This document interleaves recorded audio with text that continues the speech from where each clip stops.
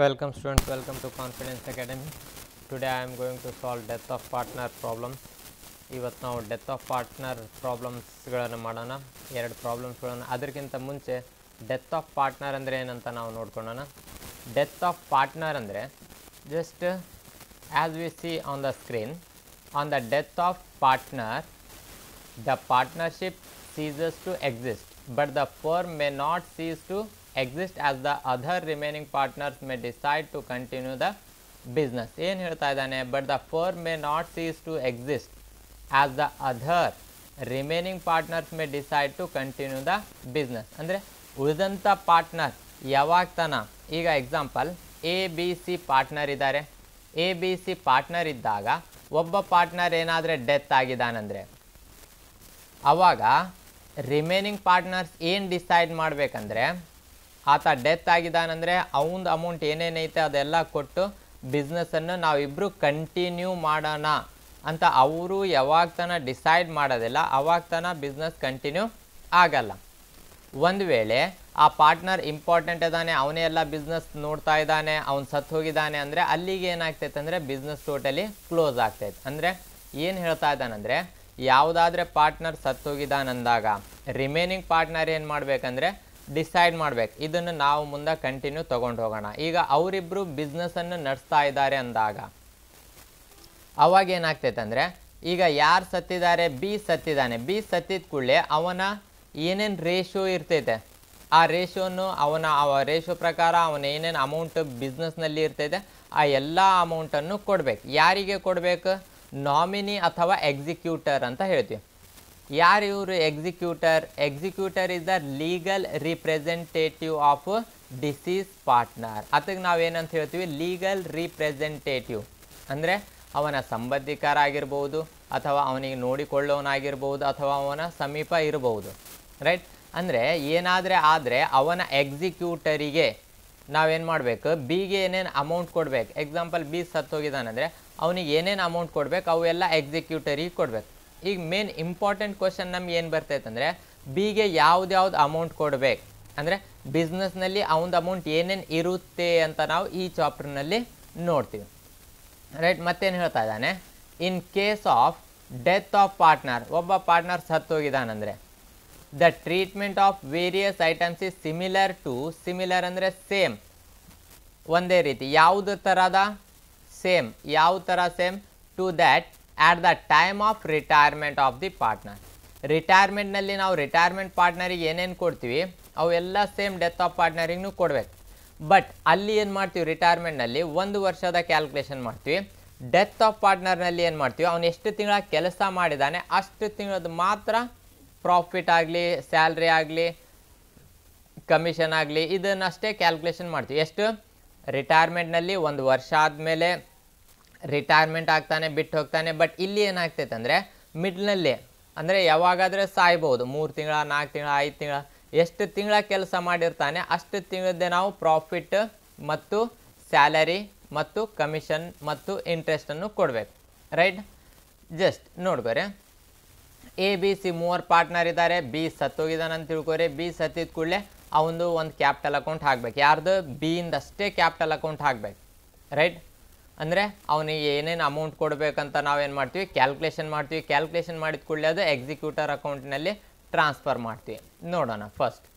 ಅಂದರೆ format of disease partner capital account. ಈಗ ಯಾವ ಪಾರ್ಟ್ನರ್ ಸತ್ತೋಗಿದ್ದಾನೆ ಅವನು ನಾವೇನು ಮಾಡಬೇಕು? ಕ್ಯಾಲ್ಕುಲೇಷನ್ ಮಾಡಬೇಕು. ಹೇಗೆ ಕ್ಯಾಲ್ಕುಲೇಷನ್ ಮಾಡಬೇಕು ನೋಡ್ಕೊರಿ.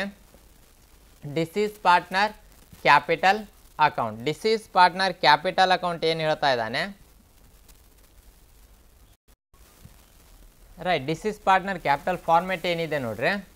ಇಲ್ಲಿ ನಾವೇನು ಮಾಡ್ತೀವಿ ಅಂದರೆ ಡಿಸೀಸ್ ಪಾರ್ಟ್ನರ್ ಕ್ಯಾಪಿಟಲ್ ಅಕೌಂಟ್. ಈಗ ಡಿಸೀಸ್ ಪಾರ್ಟ್ನರ್ ಯಾರು ಇರ್ತಾರೆ ಅವರ ಹೆಸರನ್ನು ನಾವು ಬ್ರ್ಯಾಕೆಟ್ನಲ್ಲಿ ಬರೀಬೋದು. Example A B C, A B ಮತ್ತು ಸಿ ಇದ್ದಾರೆ. ಬಿ ಏನಾದನಂದರೆ ಡೆತ್ ಆದ. ಬಿ ಡೆತ್ ಆಗಿದ್ದ ಕೂಡಲೇ ಇಲ್ಲಿ ನಾವೇನು ಮಾಡ್ಬೇಕು? ಡಿಸೀಸ್ ಪಾರ್ಟ್ನರ್ ಅಂತ ಬರೆದು ಬ್ರ್ಯಾಕೆಟ್ನಲ್ಲಿ ಬಿ ಅಂತ ಬರೀಬಹುದು, ರೈಟ್? ಇಲ್ಲಾಂದರೆ ಡೈರೆಕ್ಟ್ ಡಿಸೀಸ್ ಪಾರ್ಟ್ನರ್ ಅಂತ ಅಂದ್ರೂ ನಡೀತೈತೆ, ರೈಟ್? ಇದು ಫಾರ್ಮೆಟ್. ಈ ಕಡೆ ಪರ್ಟಿಕ್ಯುಲರ್ಸ್ ಅಮೌಂಟು, ಪರ್ಟಿಕ್ಯುಲರ್ಸ್ ಅಮೌಂಟ್, ಈ ಥರ ಫಾರ್ಮೆಟ್ ಬರ್ತೈತೆ. ಈ ಕಡೆ ಡೆಬಿಟ್ ಮತ್ತು ಕ್ರೆಡಿಟ್, ಡೆಬಿಟ್ ಮತ್ತು ಕ್ರೆಡಿಟನ್ನು ಹಚ್ಚಬೇಕು. ಯಾಕೆಂದರೆ ಡೆಬಿಟ್ ಮತ್ತು ಕ್ರೆಡಿಟ್ ನೀವು ಹಚ್ಚಿಲ್ಲ ಅಂದರೆ ಸ್ಕೋರ್ ನಿಮ್ದಾಯ್ತು 99 100 ಏನಾದರೂ ತೊಗೊಳೋ ಸಮೀಪ ಬಂದರೆ ಈ ಡೆಬಿಟ್ ಕ್ರೆಡಿಟಿಗೆ ಏನು ಮಾಡ್ತಾರೆ ಅಂದರೆ ಮಾರ್ಕ್ಸನ್ನು ಕಟ್ ಮಾಡ್ತಾರೆ, 1 ಮಾರ್ಕ್ಸ್ ಅಥವಾ 2 ಮಾರ್ಕ್ಸನ್ನು ಕಟ್ ಮಾಡ್ತಾರೆ. ರೈಟ್, ಈಗ ಜಸ್ಟ್ ನೋಡ್ಕೊರಿ ಮತ್ತೇನು ಹೇಳ್ತಾ ಇದ್ದಾನೆ, ಏನೇನು ತಗೋಬೇಕಂತ ಈಗ ಮೊದಲು.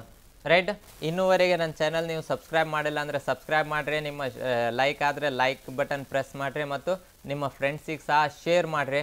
ಶೇರ್ ಮಾಡಿದ ಮೇಲೆ ಯಾವುದಾದ್ರೂ ಎಂಟ್ರಿ ನಿಮಗೆ ಗೊತ್ತಾಗಿಲ್ಲ ಅಂದರೆ ನಿಮ್ಮ ಫ್ರೆಂಡ್ಸ್ ಜೊತೆಗೆ ಡಿಸ್ಕಸ್ ಮಾಡಿರಿ. ಇಲ್ಲ ನಿಮಗೆ ಗೊತ್ತಾಗ್ತಾ ಇಲ್ಲ ಅಂದರೆ ಯಾರಿಗೂ ಗೊತ್ತಾಗ್ತಾ ಇಲ್ಲ ಅಂದರೆ ಕಾಮೆಂಟ್ ಸೆಕ್ಷನ್ನಲ್ಲಿ ಕೇಳಿರಿ. ರೈಟ್, ಯಾಕಂದರೆ ನೀವು ಸಬ್ಸ್ಕ್ರೈಬ್ ಮಾಡಿದರೆ ನನ್ನ ಎಲ್ಲ ವೀಡಿಯೋಗಳನ್ನು ನೀವು ನೋಡಬಹುದು. ಮತ್ತು ನಾನು ಯಾವಾಗ ಅಪ್ಲೋಡ್ ಮಾಡಿರ್ತೀನಿ ಅವಾಗಲೇ ನಿಮಗೆ ನೋಟಿಫಿಕೇಷನ್ ಬರ್ತೈತೆ, ಬೆಲ್ ಐಕಾನ್ ಸಹ ಒತ್ತಿರಿ. ರೈಟ್, ನೋಡೋಣ ಇಲ್ಲಿ ತನಕ ಇರಲಿ. ಈಗ ಡಿಸೀಸ್ ಪಾರ್ಟ್ನರ್ ಮೊದಲು ಅರ್ಥ ಮಾಡ್ಕೊರಿ. ಡಿಸೀಸ್ ಪಾರ್ಟ್ನರ್ ಅಂದರೆ ಯಾವ ಪಾರ್ಟ್ನರ್ ಸತ್ತಿರ್ತಾನೆ ಅವನದಷ್ಟೇ ಅಕೌಂಟ್ ಹಾಕಬೇಕು. ಇದು ಕಂಪಲ್ಸರಿ 6 ಮಾರ್ಕ್ಸಿಗೆ ಕ್ವಶನ್ ನಿಮಗೆ ಆ್ಯನ್ಯುವಲ್ ಎಕ್ಸಾಮ್ನಲ್ಲಿ ಬರುತ್ತೆ. ರೈಟ್, ಈಗ ಡೆಬಿಟ್ ಸೈಡ್ ಯಾವ್ದು ಎಂಟ್ರೀಸ್ ಹಾಕ್ಬೇಕು ಜನರಲ್ ಆಗಿ ಹೇಳ್ತೀನಿ. ಡೆಬಿಟ್ ಸೈಡ್ ಯಾವ್ದು ಎಂಟ್ರೀಸ್ ಬರ್ತೈತೆ ಅಂದರೆ ಸತ್ತಂಥ ಪಾರ್ಟ್ನರ್ ಏನಾದರೆ ಅಮೌಂಟ್ ಇಸ್ಕೊಂಡಿದ್ದಾನೆ ಮೊದಲೇ ಅಂದರೆ ಅವು ಎಲ್ಲ ಯಾವ ಸೈಡ್ ಬರ್ತಾವೆ, ಡೆಬಿಟ್ ಸೈಡ್ ಬರ್ತೈತೆ.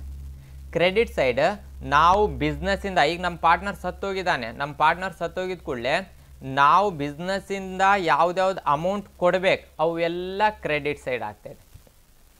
ಕ್ಲಿಯರ್, ಅರ್ಥ ಮಾಡ್ಕೊರಿ. ನಾವು ಪಾರ್ಟ್ನರಿಗೆ ಏನೇನು ಅಮೌಂಟ್ ಕೊಡಬೇಕು ಅವೆಲ್ಲ ಕ್ರೆಡಿಟ್ ಸೈಡ್. ಅವನು ಹಾಕಿದ್ದು ಬಂಡವಾಳ ಇರ್ತೈತೆ, ರಿಸರ್ವ್ ಫಂಡ್ ಇರ್ತೈತೆ, ಅವನು ಹಿಂದಿನ ವರ್ಷ ಪ್ರಾಫಿಟ್ ಗಳಿಸಿದ್ದು ಇರ್ತೈತೆ, ಗುಡ್ ವಿಲ್ ಇರ್ತೈತೆ, ಅವನದು ಸ್ಯಾಲ್ರಿ ಇರ್ತೈತೆ, ಇವೆಲ್ಲ ಪಾರ್ಟ್ನರಿಗೆ ಕೊಡಬೇಕಾಗಿದ್ದ ಅಮೌಂಟ್. ಈ ಕೊಡಬೇಕಾಗಿದ್ದ ಅಮೌಂಟ್ನಲ್ಲಿ ಅವನು ಆಲ್ರೆಡಿ ಕೆಲವೊಂದು ಅಮೌಂಟನ್ನು ತಕ್ಕೊಂಡಿರ್ತಾನೆ. ಏನೋ ಯಾವುದೇ ಕಾರಣಕ್ಕೆ ಏನಾದರೂ ತಕ್ಕೊಂಡ್ರೆ ಆ ಅಮೌಂಟನ್ನು ಕಟ್ ಮಾಡ್ಕೋಬೇಕು. ಇದನ್ನು ಟೋಟಲ್ ಮಾಡಿ ಈ ಅಮೌಂಟನ್ನು ಕಟ್ ಮಾಡಿ ಏನು ಬರ್ತೈತೆ ಅದು ಎಕ್ಸಿಕ್ಯೂಟರಿಗೆ ಕೊಡಬೇಕು. ಎಕ್ಸಿಕ್ಯೂಟರ್ ಅಂದರೆ ಯಾರು, ಲೀಗಲ್ ರಿಪ್ರೆಸೆಂಟೇಟಿವ್. ಫಸ್ಟ್ ನೋಡೋಣ ಏನು ಕೊಡಬೇಕು, ಬ್ಯಾಲೆನ್ಸ್ ಬ್ರಾಡ್ ಡೌನ್. ನಾನು ಹೇಳಿದೆ ಅಡ್ಮಿಷನ್ ಮತ್ತು ರಿಟೈರ್ಮೆಂಟ್ನಲ್ಲಿ ಹೇಳೀನಿ ಕ್ಲಿಯರ್ ಆಗಿ ಏನಂತ. ಬ್ಯಾಲೆನ್ಸ್ ಶೀಟ್ ಕೊಟ್ಟರೆ ಓಲ್ಡ್ ಬ್ಯಾಲೆನ್ಸ್ ಶೀಟಿಂದ 3 ಎಂಟ್ರಿ ಬರ್ತಾವೆ ಪಾರ್ಟ್ನರ್ಸ್ ಕ್ಯಾಪಿಟಲ್ ಅಕೌಂಟಲ್ಲಿ. ಅದೇ ಥರ ಇಲ್ಲಿನೂ ಸಹ ಸೇಮ್, ಬ್ಯಾಲೆನ್ಸ್ ಶೀಟ್ ಕೊಡಲಿ ಅಥವಾ ಅಡ್ಜಸ್ಟ್ಮೆಂಟ್ನಲ್ಲಿ ಕೊಡಲಿ ಅವನದು ಕ್ಯಾಪಿಟಲ್ ಅಮೌಂಟ್ ಕೊಡಬೇಕು. ಏನಂತ ತಗೋಬೇಕು, ಬ್ಯಾಲೆನ್ಸ್ ಬ್ರಾಡ್ ಡೌನ್. ಎಷ್ಟು ಅಮೌಂಟ್ ಇರ್ತೈತೆ ಅಷ್ಟು ಅಮೌಂಟ್ ಎಲ್ಲಿ, ಬ್ಯಾಲೆನ್ಸ್ ಶೀಟ್ನಲ್ಲಿ. ಮತ್ತು ಮೊದಲು ನೀವೇನು ಮಾಡಬೇಕಂದ್ರೆ ಯಾರು ಸತ್ತಿದ್ದಾರೆ ಅದನ್ನು ನೋಡಬೇಕು. ರೈಟ್, ಸತ್ತಿದ್ದು ಒಂದು ಪಾರ್ಟ್ನರ್ ಮತ್ತು ನೀವು ಕ್ಯಾಪಿಟಲ್ ಒಂದು ಪಾರ್ಟ್ನರಿಂದ ತೊಗೊಂಬಂದರೆ ಅದು ತಪ್ಪಾಗುತ್ತೆ. ರೈಟ್, ಯಾರು ಸತ್ತಿದ್ದಾರೆ ಅವ್ರದ್ದೇ ಕ್ಯಾಪಿಟಲ್ ಅಮೌಂಟನ್ನು ನೀವು ತೊಗೊಂಬರ್ಬೇಕು. ನೆಕ್ಸ್ಟ್ ರಿಸರ್ವ್ ಫಂಡ್ ಅಂದರೆ ಏನು, ರಿಸರ್ವ್ ಫಂಡ್ ಅಂದರೆ ಹಿಂದಿನ ವರ್ಷಗಳಲ್ಲಿ ಅವ್ರು ಏನು ಮಾಡಿರ್ತಾರೆ, ಲಾಭವನ್ನು ಗಳಿಸಿರ್ತಾರೆ. ಗಳಿಸಿದ ಮೇಲೆ ಲಾಭದ ಪ್ರಮಾಣದಲ್ಲಿ ಸ್ವಲ್ಪ ಭಾಗವನ್ನು ತೆಗೆದಿಡ್ತಾರೆ. ಯಾಕೆ ತೆಗೆದಿಡ್ತಾರೆ, ಯಾಕೆಂದರೆ ಮುಂದಿನ ವರ್ಷದಲ್ಲಿ ಏನಾದರೂ ನಷ್ಟ ಆದರೆ ಈ ಹಣವನ್ನು ನಾವು ಉಪಯೋಗ ಮಾಡೋಣ ಅಂತ ತೆಗೆದಿಟ್ಟಿರ್ತಾರೆ. ಅಂದರೆ ಯಾರು ಗಳಿಸಿದ್ದು ಅದು ಅಮೌಂಟು, ಎಲ್ಲ ಪಾರ್ಟ್ನರ್ ಗಳಿಸಿದ್ದು ಪ್ರಾಫಿಟ್ನಲ್ಲಿ ತೆಗೆದಿಟ್ಟಿರ್ತೀರಿ. ರೈಟ್, ಈಗ ಒಬ್ಬ ಪಾರ್ಟ್ನರ್ ಸತ್ತೋಗಿದ್ದಾನೆಂದರೆ ಆ ತೆಗೆದಿಟ್ಟಿದ್ದ ಅಮೌಂಟ್ನಲ್ಲಿ ಆ ಸತ್ತಿದ್ದ ಪಾರ್ಟ್ನರ್ದು ಭಾಗ ಇರ್ತೈತಾ, ರೈಟ್ ಇರುತ್ತೆ. ಅಂದರೆ ಆ ಒಂದು ಪ್ರಾಫಿಟ್ ರಿಸರ್ವ್ ಫಂಡ್ನಲ್ಲಿ ನಾವು ಏನು ತೆಗ್ದೀವಿ ಅವನ ಭಾಗ ಎಷ್ಟಿದೆ ಅದನ್ನೇ ಕೊಡಬೇಕು. ಎಲ್ಲ ರಿಸರ್ವ್ ಫಂಡ್ ಕೊಡಬೇಕಂತಲ್ಲ, ಎಲ್ಲ ರಿಸರ್ವ್ ಫಂಡ್ ಯಾರ್ದು ಇರ್ತೈತೆ, ಎಲ್ಲರದ್ದು ಇರ್ತೈತೆ. ಬಟ್ ಅವನದು ಎಷ್ಟಿದೆ ರೇಷಿಯೋ ಪ್ರಕಾರ ಕೊಡಬೇಕು. ಅಂದರೆ reserve fund amount into ratio. Right, reserve fund amount ಎಷ್ಟಿದೆ ಅದನ್ನು ನಾವೇನು ಮಾಡಬೇಕು, ಇಂಟು ರೇಷಿಯೋಗೆ ಮಾಡಬೇಕು. ರೈಟ್, ಇಂಟು ರೇಷಿಯೋಗೆ ಮಾಡಬೇಕಾಗ್ತಾಯಿದೆ.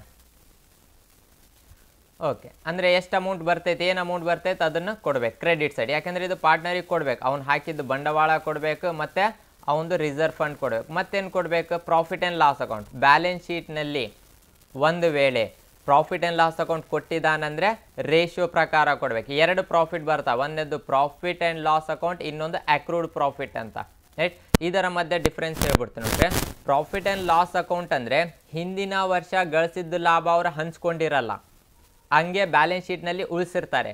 ಈಗೇನು ಮಾಡಬೇಕು, ಅದನ್ನು ಹಂಚಬೇಕಾಗ್ತೈತೆ. ರೈಟ್, ಅಕ್ರೂಡ್ ಪ್ರಾಫಿಟ್ ಅಂದರೆ ಈ ವರ್ಷ ಅವನೇನು, ಇದು ಹಿಂದಿನ ವರ್ಷದ ಪ್ರಾಫಿಟ್. ಈ ವರ್ಷ ಅವನೇನು ಮಾಡಿರ್ತಾನೆ, ಒಂದು 3 ತಿಂಗಳ ಕೆಲಸ ಮಾಡಿರ್ತಾನೆ. 3 ತಿಂಗಳು ಆಗಿದ ಕೂಡಲೇ ಸಡನ್ಲಿ ಯಾವುದೋ ಒಂದು ಇದಕ್ಕೆ ಅನ್ಫಾರ್ಚುನೇಟ್ಲಿ ಡೆತ್ ಆಗ್ತಾನೆ.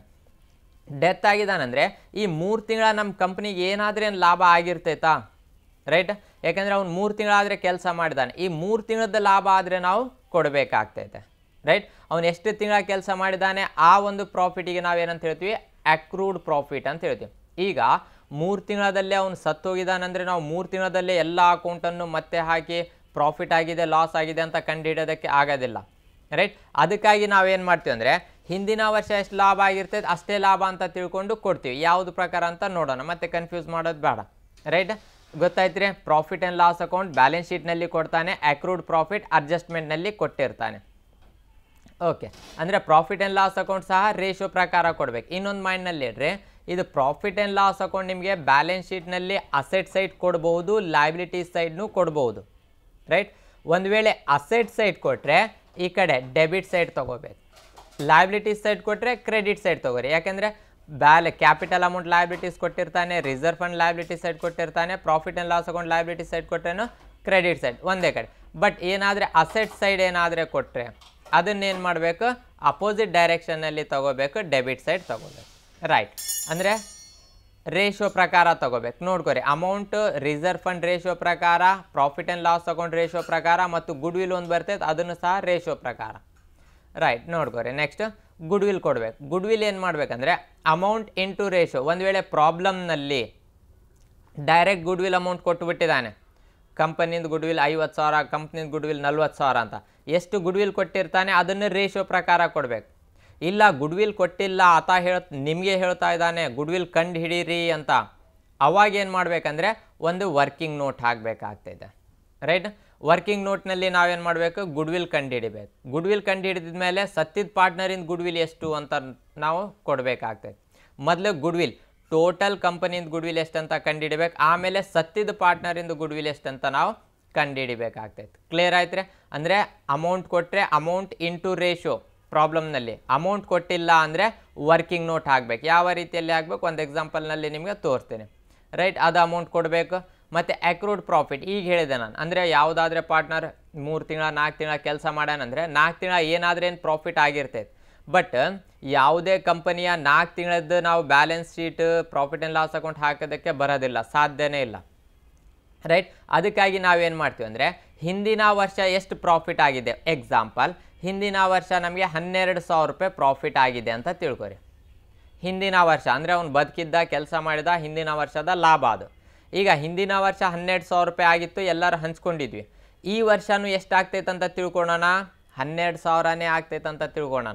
ಹಿಂದಿನ ವರ್ಷ 12 ಆಗಿದೆ ಅಂದರೆ ಈ ವರ್ಷವೂ 12,000 ರೂಪಾಯಿ ಆಗಿದೆ ಅಂತ ತಿಳ್ಕೊಳ್ಳೋಣ. ಈಗ 12,000 ರೂಪಾಯಿ ಎಷ್ಟು ತಿಂಗಳಕ್ಕೆ, 1 ವರ್ಷದ್ದು. ಬಟ್ ಆತ ಎಷ್ಟು ತಿಂಗಳ ಕೆಲಸ ಮಾಡಿದ್ದಾನೆ, ಉದಾಹರಣೆಗೆ 3 ತಿಂಗಳ ಕೆಲಸ ಮಾಡಿದ್ದಾನೆ ಅಂತ ತಿಳ್ಕೊರಿ.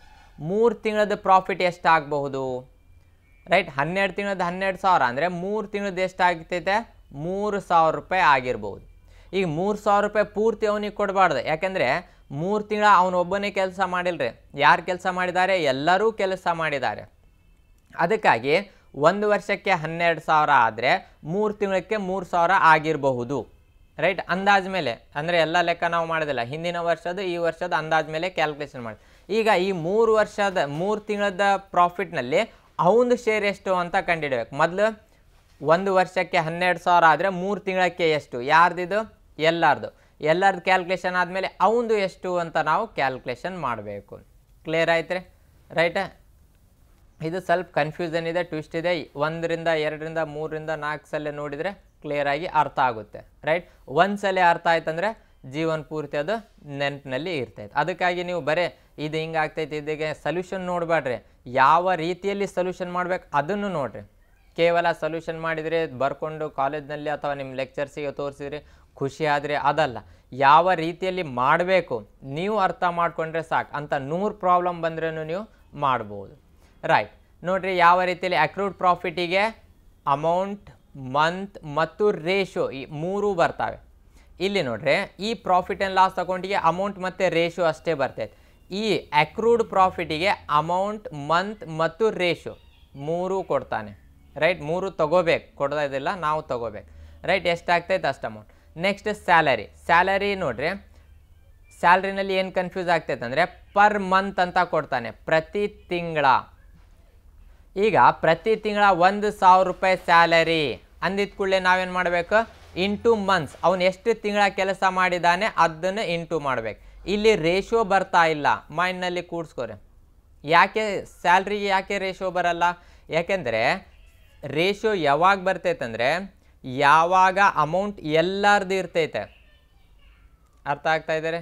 ಯಾವಾಗ ಎಲ್ಲರದಂದರೆ ಈಗ 3 ಪಾರ್ಟ್ನರ್ಸ್ ಇದ್ದಾರೆ ಅಂದರೆ 3 ಪಾರ್ಟ್ನರ್ಸಿಂದ ಅಮೌಂಟ್ ಏನಾದರೆ ಇದ್ದರೆ ಅವಾಗ ರೇಷೋ ಅಂದರೆ ಈಗ ರಿಸರ್ವ್ ಫಂಡ್ ಹೇಳಿದೆ ನಾನು, ರಿಸರ್ವ್ ಫಂಡಿಗೆ ಏನಾಗ್ತೈತೆ ಅವನು ಒಬ್ಬೊಂದು ಪಾರ್ಟ್ನರ್ ಇರಲ್ಲ, ಎಲ್ಲರದ್ದು ಇರ್ತೈತೆ, ಗುಡ್ ವಿಲ್ ಎಲ್ಲರದ್ದು ಇರ್ತೈತೆ, ಅವಾಗ ರೇಷೋ ಅಂದರೆ ಯಾರ್ಯಾರಿಗೆ ಎಷ್ಟೆಷ್ಟು. ಸ್ಯಾಲರಿ ಕಂಪಲ್ಸರಿ ಒಬ್ರದ್ದೇ ಇರ್ತೈತೆ ಅಂದರೆ ಅವನದೇ ಸ್ಯಾಲ್ರಿ, ಅವಾಗ ರೇಷೋ ಯಾಕೆ, ಅವನದೇ ಸ್ಯಾಲ್ರಿ ಅಂದರೆ ಅವನಿಗೆ ಕೊಡಬೇಕು, ರೈಟ್. ಇನ್ನೊಂದು ಬರ್ತೈತೆ ನಿಮಗೆ ಲಾಸ್ಟಿಗೆ ಕಮಿಷನ್, ಕಮಿಷನ್ ಒಂದು ಬರ್ತೈತೆ, ಇನ್ನೊಂದು ಬರ್ತೈತೆ ನಿಮಗೆ ಇಂಟ್ರೆಸ್ಟ್ ಆನ್ ಕ್ಯಾಪಿಟಲ್ ಅಂತ ಬರ್ತೈತೆ. ಒಂದು ಎಕ್ಸಾಂಪಲ್ನಲ್ಲಿ ತೋರಿಸ್ತೇನೆ, ರೈಟ್. ಇಂಟ್ರೆಸ್ಟ್ ಆನ್ ಕ್ಯಾಪಿಟಲ್ ಸಹ ನಾವು ಪರ್ಸೆಂಟೇಜ್ ಮೇಲೆ ಕ್ಯಾಲ್ಕುಲೇಷನ್ ಮಾಡಬೇಕು. ಕಮಿಷನ್ ನೋಡ್ರಿ, ಕಮಿಷನ್ ಯಾವ ರೀತಿಯಲ್ಲಿ ಕ್ಯಾಲ್ಕುಲೇಷನ್ ಮಾಡಬೇಕಂತ ಹೇಳ್ತೇನೆ, right. Commission amount into months into amount into month divided by 12. ಯಾಕೆ ಅಂದರೆ ಕಮಿಷನ್ ಎಕ್ಸಾಮ್ನಲ್ಲಿ ಕೊಟ್ಟರೆ ಅಂದರೆ 12,000 ರೂಪಾಯಿ ಕಮಿಷನ್ ಪರ್ ಎನಮ್ ಅಂತ ಹೇಳ್ತಾನೆ. ಪರ್ ಎನಮ್ ಅಂದರೆ ಏನ್ರಿ, ಪ್ರತಿ ವರ್ಷ, ಒಂದು ವರ್ಷಕ್ಕೆ ಅವನಿಗೆ 12,000 ರೂಪಾಯಿ ನಾವು ಕೊಡ್ತಾ ಇದ್ದೀವಿ. ಕ್ಲಿಯರ್ ಆಯ್ತು ರೀ? ಪ್ರತಿ ವರ್ಷಕ್ಕೆ ಅಂದರೆ ಪ್ರತಿ ವರ್ಷಕ್ಕೆ 12,000 ರೂಪಾಯಿ ನಾವು ಕೊಟ್ಟರೆ, ಒಂದು ವೇಳೆ ಅವನು 6 ತಿಂಗಳ ಕೆಲಸ ಮಾಡಿದಾನೆ ಅಂತ ತಿಳ್ಕೊರಿ, 6 ತಿಂಗಳ ಅಂದರೆ ಅರ್ಧ ವರ್ಷ ಅಂದರೆ ಕಮಿಷನ್ ಎಷ್ಟು ಕೊಡ್ಬೇಕು, 6,000 ಕೊಡ್ಬೇಕು. ಯಾಕೆ 6,000 ಕೊಡಬೇಕು, ಮತ್ತು 12,000 ಇಂಟು 6 ಮಾಡಬೇಡ್ರಿ, ರೈಟ್. ಪರ್ ಮಂತ್ ಅಂತ ಕೊಟ್ಟರೆ ಇಂಟು ಮಾಡಬೇಕು, per annum per year yearly ಅಂತ ಕೊಟ್ಟರೆ ಡಿವೈಡೆಡ್ ಮಾಡಬೇಕು, ಇಂಟು 6/12 ಮಾಡಬೇಕು. ಅಂದರೆ ಅವನು ಎಷ್ಟು ತಿಂಗಳ ಕೆಲಸ ಮಾಡಿರ್ತಾನೆ ಅಷ್ಟು ತಿಂಗಳದ್ದು ಹಾಕಬೇಕಾಗ್ತದೆ, ರೈಟ್. ಜಸ್ಟ್ ಈ ಕಡೆ ಯಾವ್ದು ಬರ್ತಾವೆ, ಡೆಬಿಟ್ ಸೈಡ್. ಡೆಬಿಟ್ ಸೈಡ್ ಎರಡೇ ಎಂಟ್ರಿ ಬರ್ತಾವೆ. ಒಂದನೇದ್ದು ಡ್ರಾಯಿಂಗ್ಸ್ ಅಂದರೆ ಅವನೇನಾದರೆ ಪರ್ಸನಲ್ ಬಳಕೆಗೆ ಸಹಾಯಕ್ಕಿಂತ ಮುಂಚೆ ತಕ್ಕೊಂಡಿದ್ದಾನೆ ಅಂದರೆ, ರೈಟ್, ಯಾವುದೇ ಕಾರಣಕ್ಕೆ ತಕ್ಕೊಂಡಿರ್ತಾನೆ, ಉದಾಹರಣೆಗೆ ಪ್ರಾಬ್ಲಮ್ನಲ್ಲಿ ಕೊಟ್ಟಿರ್ತಾನೆ, ಅದನ್ನು ನಾವು ತಗೋಬೇಕು, ಅದು ಮೈನಸ್ ಮಾಡಬೇಕು. ಮತ್ತು ಅವ್ನು ಸತ್ತಿದ ಕೂಡಲೇ ನಾವೇನಾದರೆ ಕ್ಯಾಶ್ ಕೊಟ್ಟಿವಾ, ರೈಟ್, ಕೆಲವೊಂದು ಸಂದರ್ಭದಲ್ಲಿ ಕೊಟ್ಟಿರ್ತೀವಿ, ರೈಟ್. ಈಗ ನೋಡ್ರಿ, ಅಂದರೆ ಇವೆಲ್ಲ ನಾವು ಆ ಪಾರ್ಟ್ನರಿಗೆ ಕೊಡಬೇಕಾದಂಥ ಅಮೌಂಟ್ ಬಿಸ್ನೆಸ್ಸಿಂದ. ಇಲ್ಲಿ ಅವ್ನು ಮೊದಲೇ ಅಮೌಂಟ್ ತಕ್ಕೊಂಡಿದ್ದಾನೆ ಮತ್ತು ಅವ್ನು ಸತ್ತಿದ ಕೂಡಲೇ ಕೆಲವೊಂದು ಹಣವನ್ನು ನಾವು ಕೊಟ್ಟಿವಿ. ಈ ಎರಡು ಅಮೌಂಟ್ ಅಂದರೆ ಈ ಕೊಡುವ ಅಮೌಂಟ್ನಲ್ಲಿ ಈ ಅಮೌಂಟನ್ನು ಮೈನಸ್ ಮಾಡಿದರೆ ಏನು ಅಮೌಂಟ್ ಬರ್ತೈತೆ ಅಂದರೆ ಮೊದಲು ಟೋಟಲ್ ಮಾಡ್ಕೊರಿ, ಟೋಟಲ್ ಮಾಡಿ ಇದನ್ನು ಮೈನಸ್ ಮಾಡಬೇಕು. ಮೈನಸ್ ಮಾಡಿದ ಮೇಲೆ ಏನು ಅಮೌಂಟ್ ಬರ್ತೈತೆ ಅದು ಎಕ್ಸಿಕ್ಯೂಟರ್ಸ್ ಅಕೌಂಟಿಗೆ ಟ್ರಾನ್ಸ್ಫರ್ ಮಾಡಬೇಕು. ಕ್ಲಿಯರ್ ಆಯ್ತು ರೀ? ರೈಟ್. ಈಗ ಒಂದು ಎಕ್ಸಾಂಪಲನ್ನು ನಾವು ನೋಡೋಣ, ಒಂದು ಪ್ರಾಬ್ಲಮನ್ನು ಸೊಲ್ಯೂಷನ್ ಮಾಡೋಣ, ಸ್ವಲ್ಪ ನಾಲೆಜ್ ಬರ್ತೈತೆ, ರೈಟ್. 6 ಮಾರ್ಕ್ಸಿಂದ ಕ್ವಶನ್ಸ್ ಕೇಳ್ತಾನೆ ಎಕ್ಸಾಮ್ನಲ್ಲಿ, ನೋಡ್ಕೊರಿ. ಫಸ್ಟ್ ಏನು ಮಾಡ್ತಾ ಇದ್ದೀವಿ ನಾವು, ಒಂದು ಪ್ರಾಬ್ಲಮ್ ಕೊಟ್ಟಿದ್ದಾನೆ ಕ್ವಶನ್ ಬ್ಯಾಂಕ್ನಲ್ಲಿ. ರಮೇಶ್, ಪ್ರಕಾಶ್ ಆ್ಯಂಡ್ ಸುರೇಶ್ 3 ಪಾರ್ಟ್ನರ್ಸ್ ಇದ್ದಾರೆ.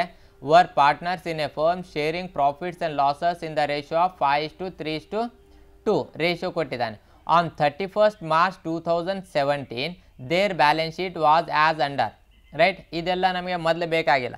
ಮೊದಲು ಇಂಪಾರ್ಟೆಂಟ್ ಏನು ಬೇಕಂತ ಹೇಳ್ತೀವಿ ನೋಡ್ರಿ, ಒಂದು ಡೆತ್ ಆಫ್ ಪಾರ್ಟ್ನರ್ ಪ್ರಾಬ್ಲಮ್ ಕೊಟ್ಟಿದ್ದ ಕೂಡಲೇ 3 ಎಂಟ್ರೀಸನ್ನು ಮೊದಲು ತಗೋಬೇಕು.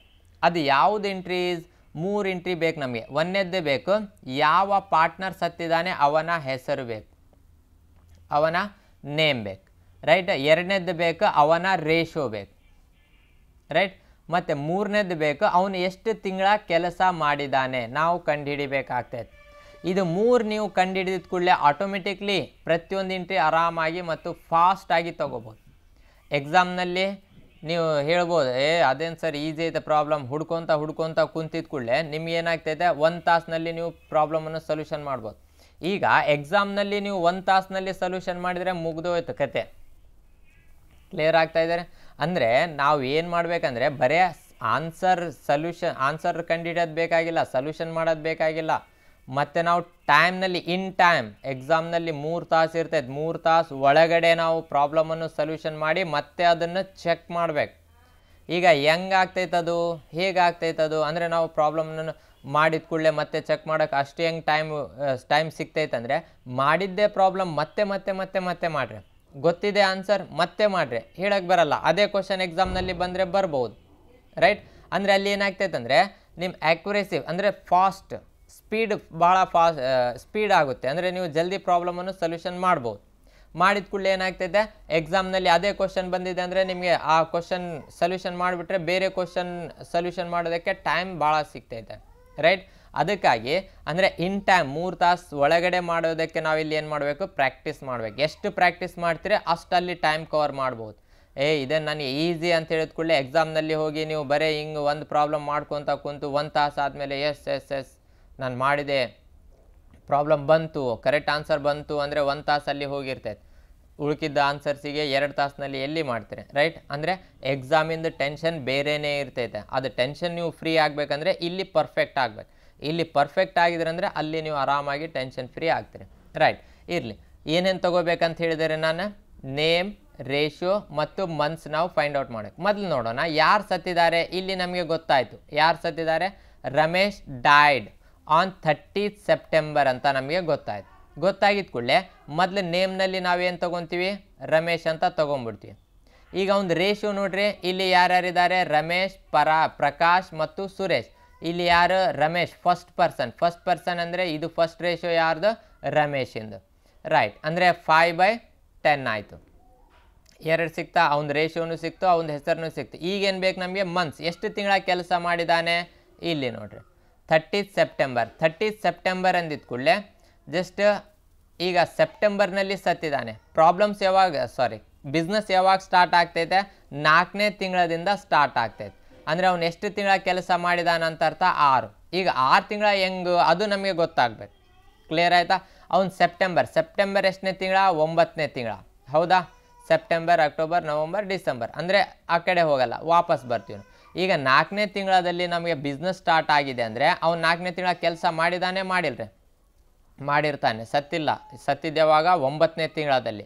ಅದಕ್ಕಾಗಿ 4, 5, 6, 7, 8, 9 ಅಂದರೆ ಎಷ್ಟು ತಿಂಗಳ ಕೆಲಸ ಮಾಡಿದ್ದಾನೆ ಅವನು, 6 ತಿಂಗಳ ಕೆಲಸ ಮಾಡಿದ್ದಾನೆ ಅಂತ ಅರ್ಥ.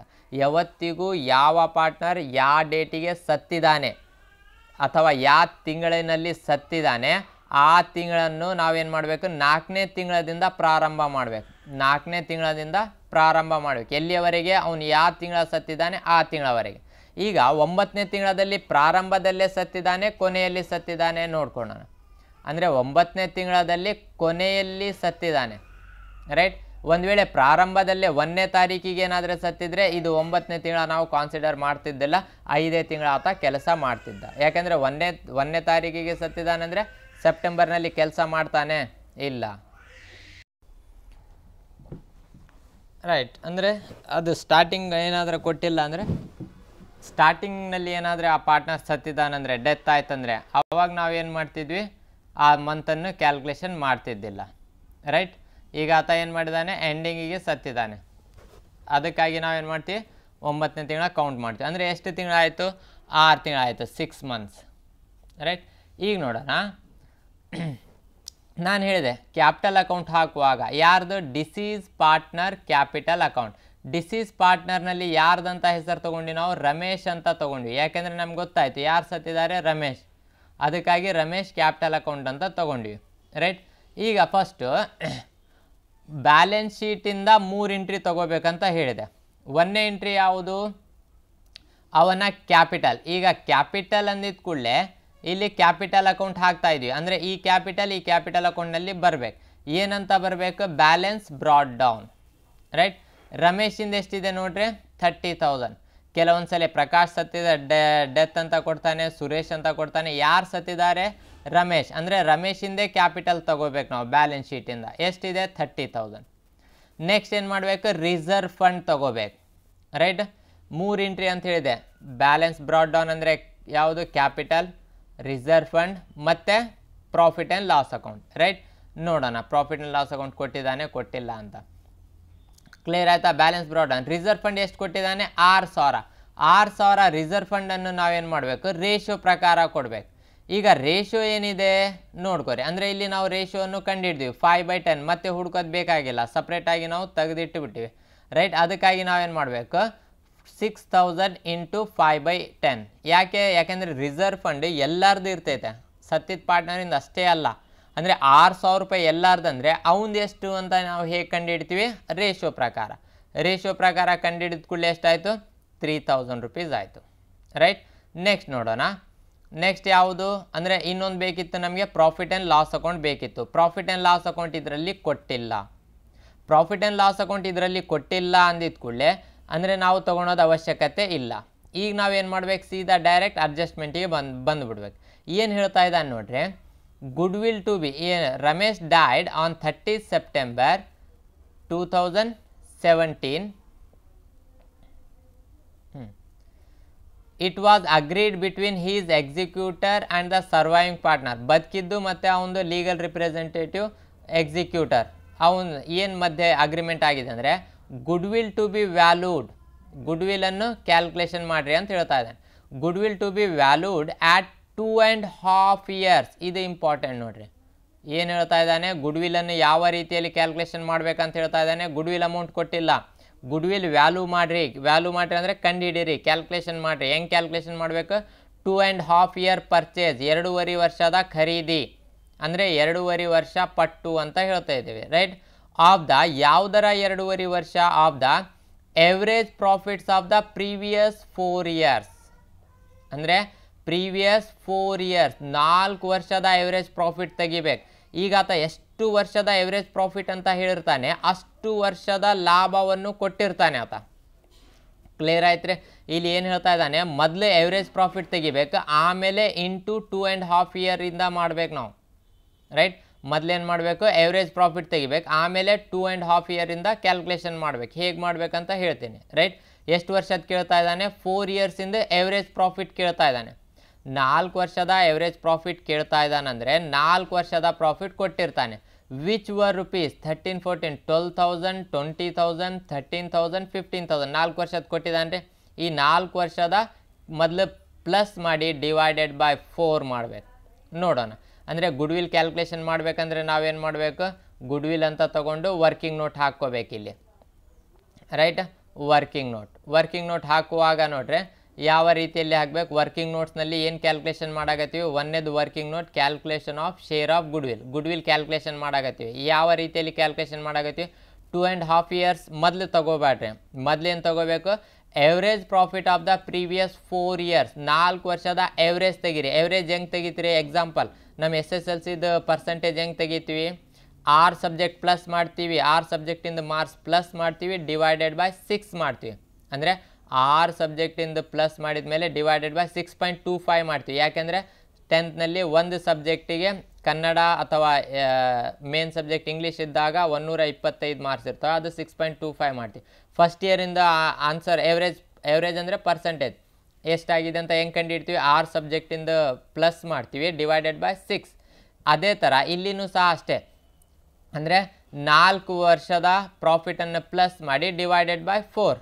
ಒಂದು ವೇಳೆ ಆತ 3 ವರ್ಷ ಹೇಳಿದರೆ 3 ವರ್ಷದ ಪ್ರಾಫಿಟ್ ಕೊಟ್ಟಿರ್ತಾನೆ, 3 ವರ್ಷದ ಪ್ರಾಫಿಟನ್ನು ಪ್ಲಸ್ ಮಾಡಿ ಡಿವೈಡೆಡ್ ಬೈ 3 ಅಂತ ನಾವು ಮಾಡಬೇಕಾಗ್ತೈತೆ, ರೈಟ್. ಇಲ್ಲಿ ನೋಡ್ರಿ, calculation of share of goodwill ಕೊಟ್ಟಿದ್ದಾನೆ. ಏನು ಹೇಳ್ತಾ ಇದ್ದಾನೆ, ಕ್ಯಾಲ್ಕುಲೇಷನ್ ಆಫ್ ಎವರೇಜ್ ಪ್ರಾಫಿಟ್. ಮೊದಲು ಎವರೇಜ್ ಪ್ರಾಫಿಟ್ ತೆಗಿಬೇಕು.